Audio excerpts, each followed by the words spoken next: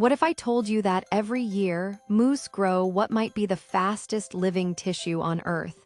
And they do it wrapped in a material so sensitive that a single touch could change their entire future.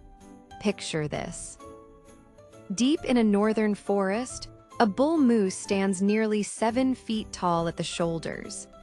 His head is crowned with what looks like raw, bloody flesh draped over bone. A shaggy, pulsating blanket that seems more like something from a horror film than part of a majestic animal. This is antler velvet, and it's not just a covering. It's a living, breathing organ, one of the most extraordinary growth systems in the animal kingdom. Most people see moose antlers as solid bone, impressive but simple. The truth is far stranger. Because for several months each year, those antlers are actually soft, vulnerable, and incredibly alive. Here's how it works.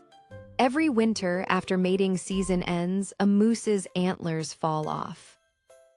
It's a natural process, almost like deciduous trees losing their leaves. For a few months, the bull walks around antler-free, but as spring approaches, something remarkable begins. Tiny buds form on the pedicles, those bony platforms on the moose's skull. Within days, new antlers start growing at an astonishing rate, sometimes more than an inch per day. This is where the velvet comes in. As the antler bone grows, it's immediately wrapped in a layer of skin and blood vessels. This velvet is packed with nerves and capillaries.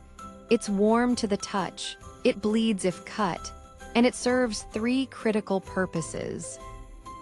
First, it delivers massive amounts of nutrients and oxygen to fuel that explosive growth.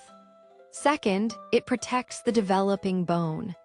And third, and this is the fascinating part, it acts as a sensory organ, helping the moose understand the shape and size of what he's growing. Think about that, the velvet isn't passive. It's actively communicating with the moose's brain, letting him know exactly how his new weapons are forming. This feedback loop is crucial because antlers aren't just for show. They're tools for fighting, for display, for establishing dominance. A moose needs to know his equipment intimately before he uses it.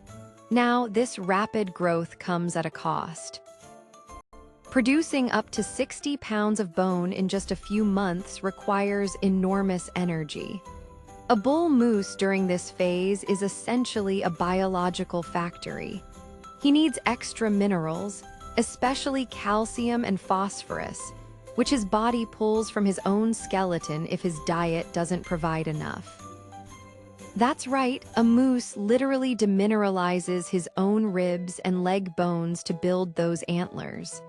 It's a temporary sacrifice, but it shows just how critical antlers are to survival and reproduction. But the velvet phase doesn't last. By late summer, the antlers have reached their full size.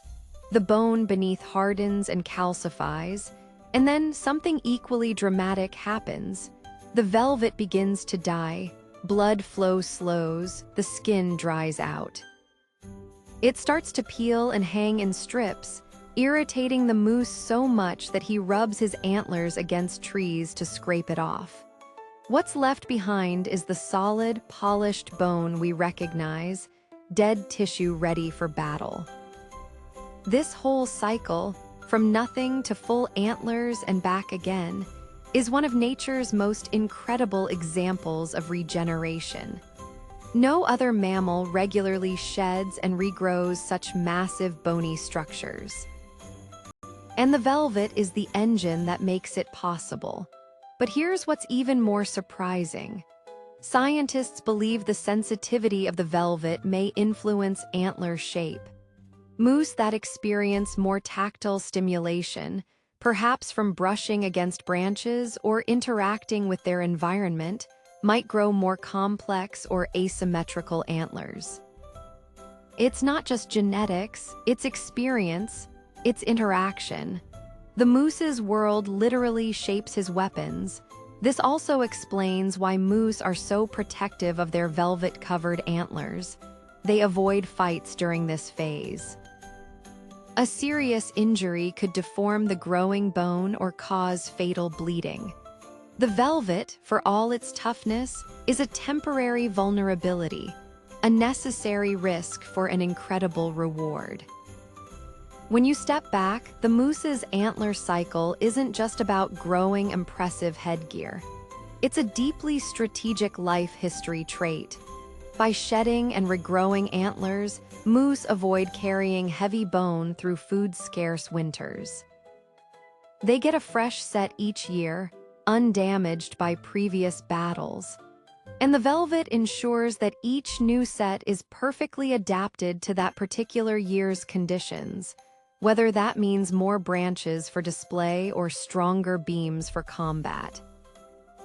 In the end, the velvet is more than just a biological wonder.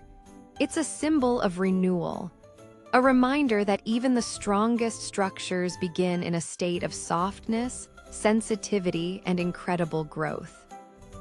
The moose doesn't just wear his history on his head, he grows it anew every year, wrapped in living velvet. What other animal adaptation seems bizarre at first but makes perfect sense when you understand it? Share your favorite in the comments.